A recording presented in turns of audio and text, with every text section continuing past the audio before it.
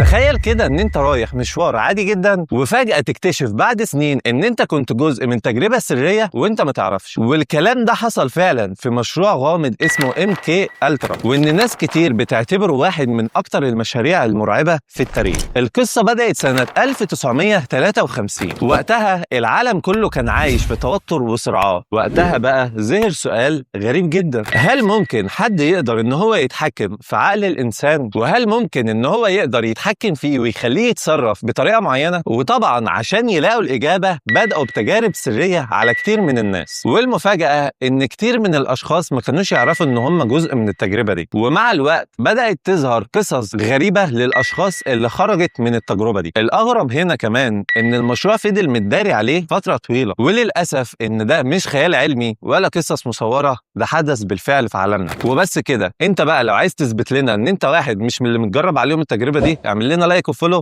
وما تنساش ان مع كشكاوي هجيب لك كل الحكاوي. في امان الله.